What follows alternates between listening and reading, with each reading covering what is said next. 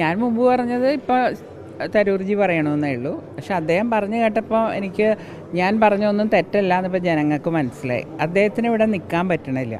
ഞാൻ പല KPC മീറ്റിങ്ങുകൾക്ക് പോകുമ്പോഴും അദ്ദേഹത്തെ ഞാൻ കണ്ടിട്ടില്ല. ചോദിച്ചാൽ പറയും വിളിച്ചിട്ടില്ല, അദ്ദേഹത്തിനെ വിളിച്ചിട്ടില്ല എന്ന്. അദ്ദേഹം ഒരു വർക്കിംഗ് കമ്മിറ്റി മെമ്പറാണ്.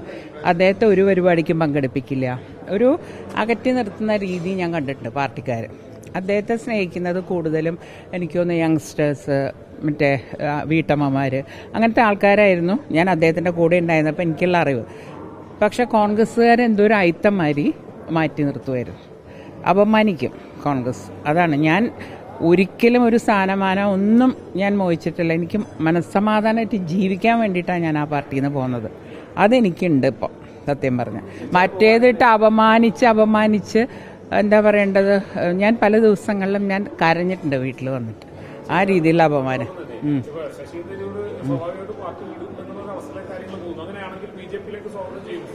തീർച്ചയായിട്ടും. പക്ഷെ അതൊക്കെ അദ്ദേഹത്തിൻ്റെ തീരുമാനമാണ്, ഏത് പാർട്ടി വേണം എന്ത് വേണം എന്നൊക്കെയുള്ള. പക്ഷേ ഇനി ശശി തരൂർ അതിൽ തുടരുന്നതിൽ കാര്യമുണ്ടെന്ന് എനിക്ക് തോന്നുന്നില്ല. അത്രമാത്രം അപമാനിച്ചു, അങ്ങോട്ടും ഇങ്ങോട്ടും പറഞ്ഞു.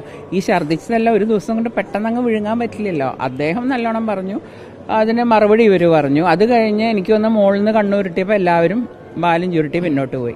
ഇത്രയും എനിക്കത് കണ്ടപ്പോൾ തോന്നിയത്. അത് സ്ഥിരമുള്ള കാര്യമാണ്. കാരണം മുകളിലത്തെ എന്താ മനസ്സെന്ന് അറിഞ്ഞിട്ടാണല്ലോ ഇവിടുത്തെ ആൾക്കാർ പ്രതികരിക്കുക. ജനങ്ങളുടെ മനസ്സല്ല അവർക്ക് കാര്യം. ഇവർക്ക് അവരവരുടേതായിട്ടുള്ള ഗ്രൂപ്പ്. ഇപ്പോൾ മുഖ്യമന്ത്രിമാരെത്രയാ, ഇതിൽ ആരെ മുഖ്യമന്ത്രിയാക്കുന്നത്? അതിന് ഈ പറഞ്ഞ മാതിരി എല്ലാവരും ഒരുമിച്ച് മുഖ്യമന്ത്രി ആക്കേണ്ടി വരും, ഇല്ലെങ്കിൽ മറ്റാൾ പാലം വലിക്കും. അതുകൊണ്ട് UDFന്റെ ഉണ്ടായിരുന്ന പ്രതീക്ഷയും കൂടി എനിക്ക് തോന്നണം ഇത് കേട്ടപ്പോൾ പോയി എന്നാണ് എനിക്ക് തോന്നണം.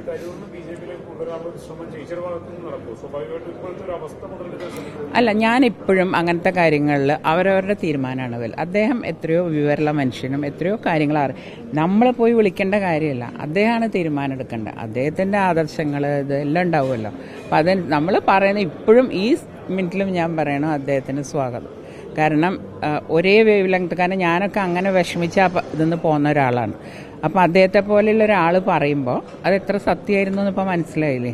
ഞാൻ പറഞ്ഞ അതേ വാക്കുകൾ, അതുകൊണ്ട് ഞാൻ ഇതിനിടയ്ക്ക് അത് ഇൻസ്റ്റാഗ്രാമിൽ ഇട്ടു. ഞാൻ അതേ പറഞ്ഞ അതേ വാക്കുകൾ അദ്ദേഹം പറഞ്ഞിട്ടില്ല.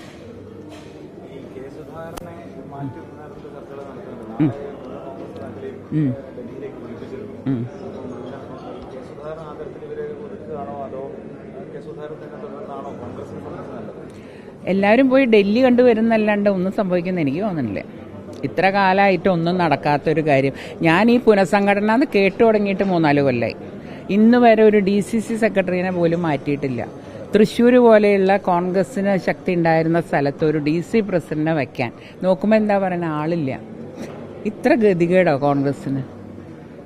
ഒരു പേര് പോലും നമുക്ക് പറയാനില്ല അവിടെ. അപ്പോൾ അങ്ങനെയുള്ളൊരു സ്ഥലത്ത് ഇവരിനിപ്പോൾ ഡൽഹിക്ക് വിളിച്ചാൽ നേതാക്കന്മാരെ കാണാൻ പോരാ. എൻ്റെ അറിവിൽ പലരും ഈ ഒരു ജംബോ ഇത് പോണേനെ കൂടെ പോണില്ല എന്നാണ് ഞാൻ കേട്ടത്. ഒറ്റയ്ക്ക് വിളിച്ച് സംസാരിക്കുകയാണെങ്കിൽ പോകാം എന്ന് പലരും എന്നോട് വിശേഷം പങ്കുവയ്ക്കണ കൂട്ടത്തിൽ ഞാൻ കേട്ടു. സത്യമാണോ എന്ന് എനിക്കറിയില്ല, പോകുമ്പോൾ അറിയാം.